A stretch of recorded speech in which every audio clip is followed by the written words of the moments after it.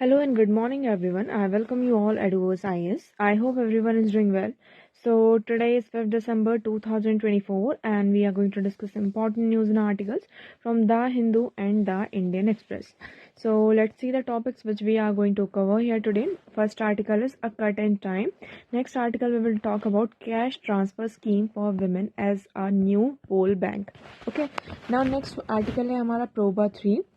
Then we will talk about here South China Sea. Then India back UN resolution calling for Israel exist.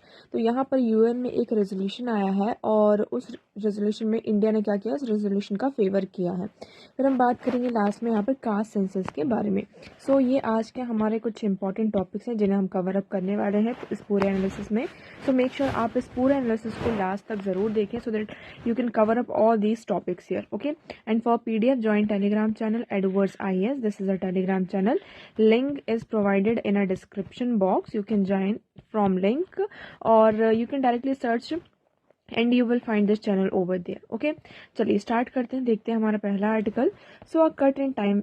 C already इस article को हमने कई बार discuss कर चुका है. एक बार हम फिर से इसे हम ब्रीफली यहाँ पर डिस्कस कर लेते हैं.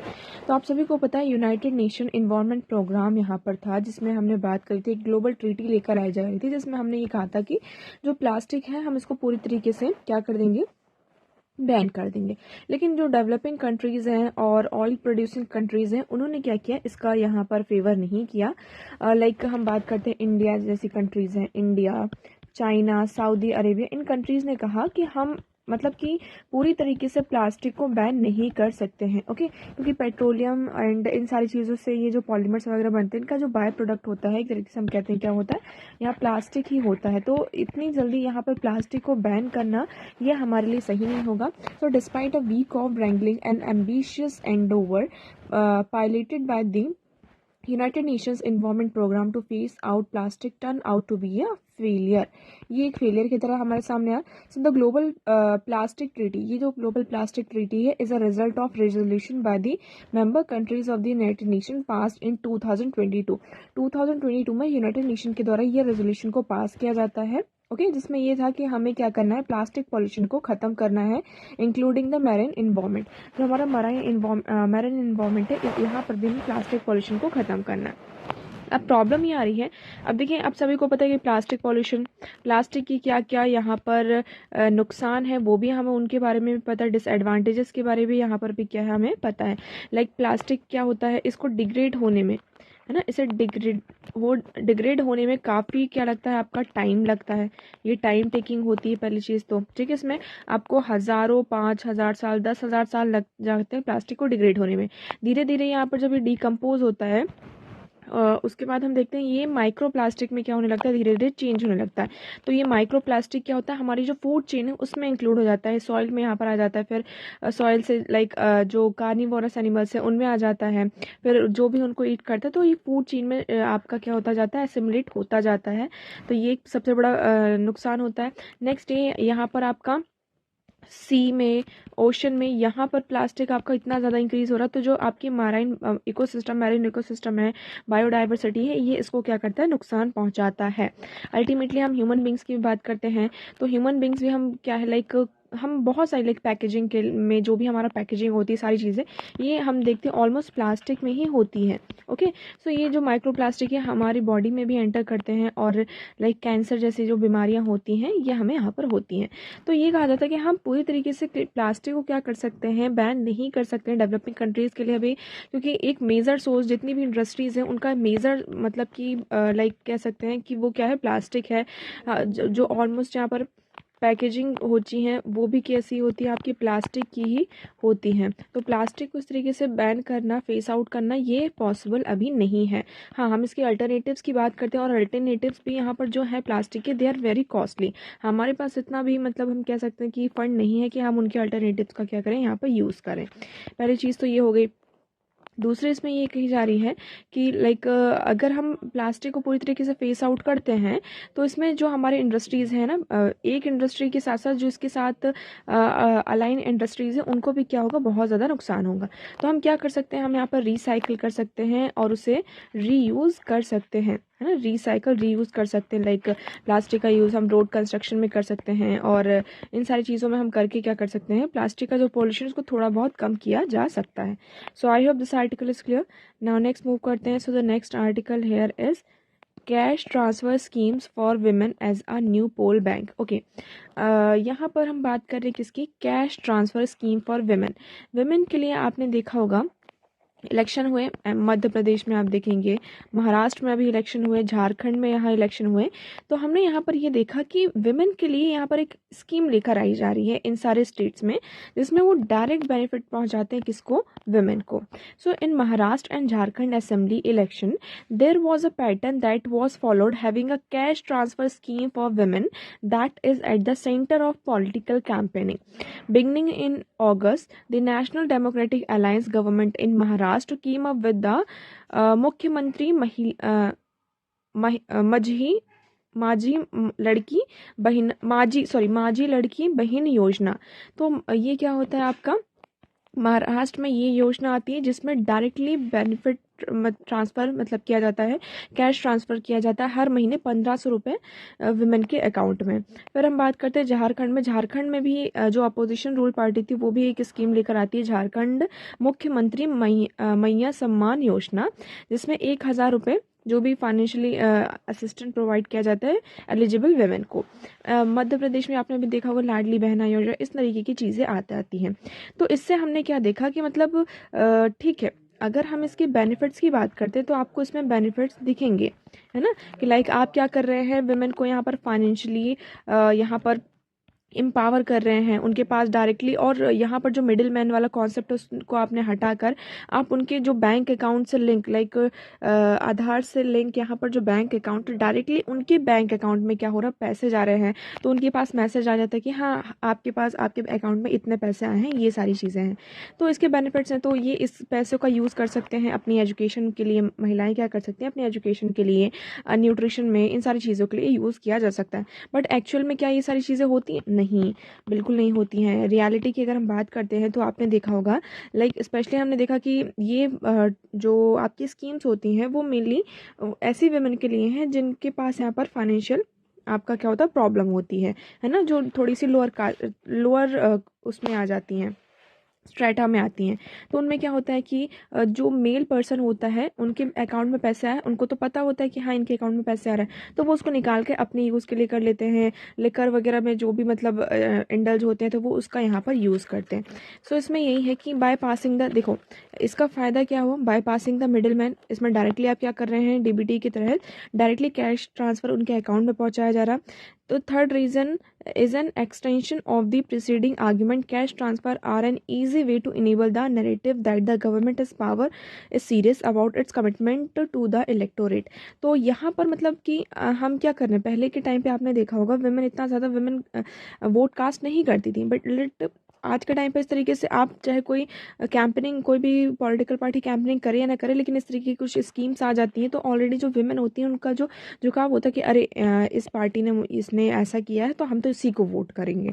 तो ये सारी चीज़ें आ जाती है। कोर इशू क्या आ रहा है यहाँ पर, the fourth also the point of larger problem dotting the welfare landscape in India, a flattering of welfare the state across the country coming up with a similar kind of scheme.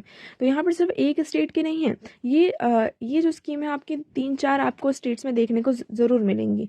Okay, so immigration विज़िवी welfare in India, one could euphemistically call this policy learning, but the fact that even states ruled by opposition party are not offering alternative to this welfare strategy of DBT.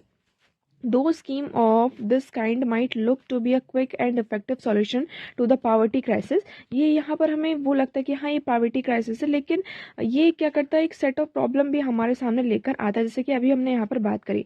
By making cash available in the hands of the poor, the state is nudging its citizens to make use of private alternatives for their basic needs. Okay, so the poor also being nudged by the states to fend for themselves, but can the poor of India afford this? Engage with the state. Cash transfer at the best act as a bandage, but the state still need to treat the larger wound before the become infectious. तो उसमें ये कहा जा रहा है कि आप थोड़ा बहुत कैश देके क्या कर रहे हैं, सिर्फ एक बैंडेज प्रोवाइड कर रहे हैं गरीबों को, ना मतलब कि एक होता है ना कि घाव ज़्यादा है लेकिन सिर्फ आप उसकी बैंडेजिंग कर रही हैं, लेकिन ये इन्फेक्शन कभी भी बढ़ सकता है ना। ये जो इन्फेक्शन है ये आपका यहाँ पर एक बड़े वुंड में कन्वर्ट हो सकता है। तो आपको गरीबों को इस तरीके से मतलब जो ये फ्रीबीज का यहाँ पर एक कॉन्सेप्ट है इसके तरीके से अगर आप करते हैं तो ये बेनिफिशियल नहीं होगा। Okay, so I hope this one is clear. Now next move करते हैं। Next article here is PROBA 3। Okay, so after anomaly alert ISRO set PROBA 3 launch for today. Actually हुआ क्या कि ये कल लॉन्च होने वाला था प्रोबा 3, तो ये लॉन्च कब होने वाला था अब इसके बारे में हम पढ़ेंगे क्या चीज़ है। तो ये कल लॉन्च होने वाला था लेकिन कुछ एनॉमली, कुछ यहाँ पर टेक्निकल ग्लिच होने के कारण इसे आज यहाँ पर इसरो के द्वारा क्या किया जाएगा, लॉन्च किया जाएगा। तो हम प्रोबा 3 के बारे में बात करते हैं। सो प्रोबा 3 is an advance solar mission. ये इसके द्वारा यूरोपियन स्पेस एजेंसी के द्वारा डेवलप किया गया एडवांस सोलार मिशन है। ठीक है, ये आपको पता होना चाहिए कि किसके द्वारा डेवलप किया गया, लेकिन इसे लॉन्च कौन कर रहा है, इंडिया लॉन्च कर रहा है। So the mission aim to study the solar corona, the sun's outermost and hottest atmospheric layer. तो इस मिशन का हमारा मेन ऑब्जेक्टिव, मेन एम ये है कि जो सोलार कोरोना है ना, सन का जो आउटर मोस्ट और जो हॉटेस्ट एटमॉस्फेरिक लेयर है उसकी स्टडी करना। तो इसे PSLV C59 से क्या किया जाएगा, आपका लॉन्च किया जाएगा। लॉन्चिंग व्हीकल कौन सा है, PSLV C59 के तहत इसको लॉन्च किया जाएगा। तो ये आज लॉन्च होगा। फीचर्स की हम थोड़ा बहुत बात कर लेते हैं इस प्रोबा 3 की। इसमें 2 सैटेलाइट सिस्टम है। ओके, ऑक्यूलेटर स्पेसक्राफ्ट 200 kg का है and coronagraph spacecraft 340 kg। Artificial Eclipse for extended observation, autonomous precision formation भी। इससे इंडिया को क्या बेनिफिट मिलेगा, है ना, लाइक ये किसका, यूरोपियन स्पेस एजेंसी के द्वारा डेवलप किया गया क्या है, आपका एडवांस सोलार मिशन है। लेकिन इससे इंडिया को क्या बेनिफिट होगा, तो इस इंडिया की बात करते हैं तो इसरो यहाँ पर इसरो क्या कर रहा है, अपनी एक्सपर्टीज को क्या कर रहा है, शोकेस कर रहा है। Like PROBA 3 mission reinforce India's reputation for reliable cost effective space launches. मतलब कि हमारा जो स्पेस लॉन्च होता है वो बहुत ही ज़्यादा कॉस्ट इफेक्टिव होता है ना। तो और इससे क्या होगा, हमारा जो ग्लोबल स्पेस एक्सप्लोरेशन है इसरो उसको भी क्या कर रहा है, एक तरीके से स्ट्रेंथन कर रहा है। एक्सक्लूसिव डेटा एक्सेस होगा। So Indian scientist gain privilege access to mission data with collaborative inputs in defining scientific goal, ensuring direct research benefit. Synergy with Aditya L1, जैसे कि हमारा Aditya L1 मिशन है, तो collaboration between Proba 3 and India's Aditya L1 mission can enhance solar physics research and improve space weather prediction. तो ये हमारा जो space Aditya L1 mission है उसके साथ क्या हो रहा है, एक तरीके से कोलैबोरेशन की तरह है। तो हमारा जो स्पेस वेदर प्रोडक्शन है ये और ज़्यादा क्या होगा, हमारा इम्प्रूव होगा। So I hope this one is clear. चलिए आगे बात करते हैं। Chinese ship fired water cannon and vessel मैनलियर। तो यहाँ पर देखिए चाइनीज जो शिप है, जो साउथ चाइना सी है आपका, वहाँ पर चाइना क्या क्लेम करता है कि साउथ चाइना सी जो है हमारा, साउथ चाइना सी, ये क्या है, चाइना का है। कौन क्लेम करता है, ये चाइना क्लेम करता है कि ये चाइना का है। तो इसी की वजह से यहाँ पे जो फिलीपींस हैं और जितने जापान है, ये जितने भी अदर कंट्रीज हैं, इनके साथ यहाँ पे कन्फ्लिक्ट बनी ही रहती है।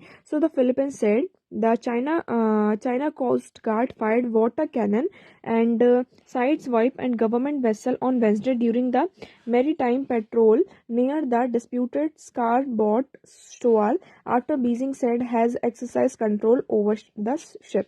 तो यहाँ पर फिलीपींस का ये कहना है कि चाइना ने क्या किया है, वाटर कैनन फायर किया। लाइक आप इस पिक्चर में आपको दिख रहा होगा किस तरीके से यहाँ पे चीज़ें हो रही हैं। तो देखिए साउथ चाइना सी कहाँ है, तो चाइना ने क्या कहा कि चाइना की एक ये 9 डैश लाइन है ना। चाइनीज ने ये कहा, मतलब चाइना ने ये कहा क्या कि 9 डैश लाइन है, और ये जो इतना पूरा एरिया है ये किसका है, चाइना का ही, इसको चाइना क्लेम करता है। आप यहाँ पर देख सकते हैं कि पार्सले आइलैंड है यहाँ पर, और ये स्कार ब्रॉड शोले, यहाँ पर यहीं पर क्या हुआ है, लाइक ये फिलीपींस के एकदम पास में आप देख सकते हैं। तो यहीं पर अभी क्या हुआ है, ये जो वाटर कैनन है ये फाइट किया गया है चाइना फिलीपींस का, ये कहना है कि पेट्रोलिंग के दौरान हमें ये देखने को मिला है। तो देखिए ये 9 डैश लाइन ऐसे कोई लाइन बनी नहीं हुई है, बट ये चाइना यहाँ पर ये क्लेम करता है कि इतना पार्ट किसका है, चाइना के कंट्रोल में आता है, चाइना के अंडर में आता है।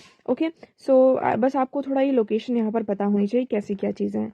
नेक्स्ट हम बात करते हैं, नेक्स्ट आर्टिकल है India back UN resolution calling for Israel's exist. तो यहाँ पर अभी क्या हुआ है, यूनाइटेड नेशन जनरल असेंबली में एक रेजोल्यूशन आया था जिसमें बात की जा रही थी कि इसराइल क्या करे जो पैलेस्टीनियन टेरिटरी ऑक्यूपाइड है सिंस 1967 से, जो भी इसराइल ने क्या किया पैलेस्टीन टेरिटरी में ऑक्यूपाई करके रखा है उसे यहाँ पर क्या करे, वहां से बैक कर ले, है ना, एग्जिस्ट कर ले। तो इस रेजोल्यूशन को इंडिया ने क्या किया, बैक किया है, मतलब कि इसके फेवर में है। लेकिन इसको यूएस ने क्या किया था, यूएस इसके फेवर में नहीं था, क्योंकि आप सभी को पता है कि यूएस और इसराइल के रिलेशन यहाँ पर काफ़ी अच्छे हैं, है ना। तो इसलिए यहाँ पर यूएस ने नहीं किया। लेकिन इंडिया का जो मेन ऑब्जेक्टिव ये था कि इंडिया यहाँ पे 2 स्टेट सॉल्यूशन को जो है फेवर करता है, और ये करके इंडिया ने ये शोकेस कर दिया कि सिर्फ वो इसराइल के साथ ही नहीं, वो पैलेस्टीन के साथ भी यहाँ पर है। हम थोड़ा एक कॉन्फ्लिक्ट की टाइमलाइन देख लेते हैं, आपको थोड़ा क्लियर होगा। 1948 में क्या होता है, Nakba of mass displacement of Palestinian creation of Israeli state. 1948 में यहाँ पर इजरायली स्टेट का क्या होता है, आपका क्रिएशन होता है।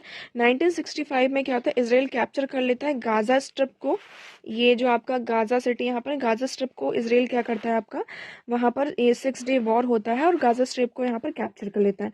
1979 में देखते हैं इसराइल और इजिप्ट का यहाँ पर पीस ट्रीटी होती है, और इसराइल विड्रॉ कर लेता है किससे, सिनाई पेनिनसुला से, जो सिनाई पेनिनसुला होता है वहाँ से इसराइल क्या करता है आपका, विड्रॉ कर लेता है। फिर 1987 में क्या होता है, start of the first intifada popular uprising against Israeli occupation यहाँ पर होता है। फिर 1993 में देखते हैं कि Israel and Palestine sign Oslo accord, जो अकॉर्ड होता है उसको साइन करते हैं। फिर 2005 में हम देखते हैं कि इसराइल विड्रॉ कर लेता है कहाँ से, गाजा स्ट्रिप से, but keeps tight control over its border. तो गाजा स्ट्रिप से यहाँ पर इसराइल क्या करता है, आपका विड्रॉ तो कर लेती है अपनी ट्रूप्स को, लेकिन फिर भी वहाँ पर अपनी नज़र बनाए रखता है। फिर उसके बाद 2009 में देखा कि इसराइल और पैलेस्टीन मिलिट्री ग्रुप्स यहाँ पर डिक्लेयर करते हैं यूनिलैटरल सीज फायर को। यहाँ पर मतलब कंटिन्यूसली क्या होता रहता है आपका, इसराइल का और पैलेस्टीन का कॉन्फ्लिक्ट आप सभी को यहाँ पर पता ही है, और अभी भी जो सारी चीज़ें चल रही हैं यहाँ पर आप उसके बारे में भी आपको पता ही होगा। तो देखिए ये क्या है आपका, ये गाजा सिटी है, गाजा यहाँ पर आ जाता है, गाजा सिटी है, और ये वेस्ट बैंक है, और ये पूरा इसराइल के कंट्रोल में आ चुका है। ये पूरा जो ये येलो वाला पार्ट दिख रहा है ना, ये इसराइल के कंट्रोल में है। ठीक है, तो अभी देखते हैं फर्दर इसमें और क्या चीज़ें निकल कर आती हैं। नेक्स्ट हम मूव करते हैं, नेक्स्ट आर्टिकल है हमारा, is the caste census a useful exercise. अब इस आर्टिकल में ये डिस्कस किया गया है कि क्या कास्ट सेंसस एक यूजफुल एक्सरसाइज है या नहीं है। ठीक है, अब देखिए कास्ट सेंसस की अगर हम बात करते हैं, ये एक्सरसाइज आपकी स्टार्ट कब होती है, in the late 19th century when the first detailed caste census was conducted in 1871 and 72।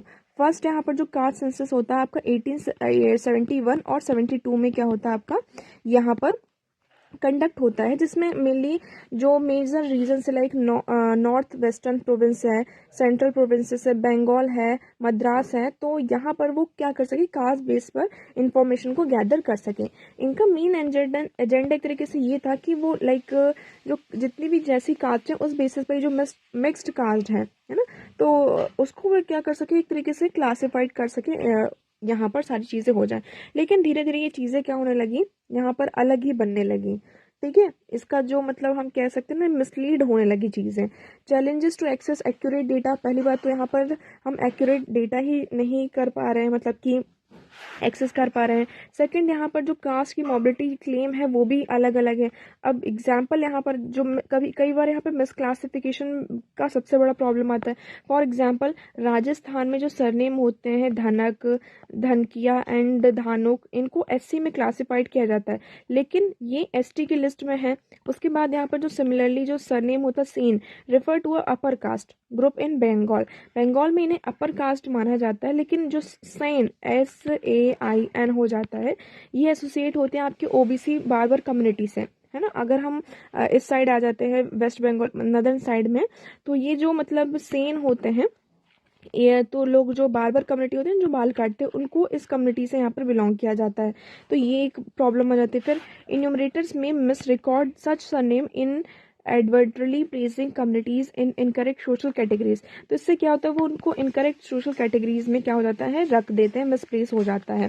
फिर additionally caste remain sensitive issue. आप सभी को पता है कि इंडिया में कास्ट कितना सेंसिटिव इशू है। ऑल्दो इसके तहत यहाँ पर आपको लाइक रिजर्वेशन ये सारी चीज़ें प्रोवाइड की जाती है, लेकिन फिर भी कई बार यहाँ पर क्या होता है, इसको डिस्कस करना भी बहुत ही ज़्यादा अनकंफर्टेबल हो जाता है। So as a result enumerators might avoid asking about caste explicitly and still make assumptions based on surnames।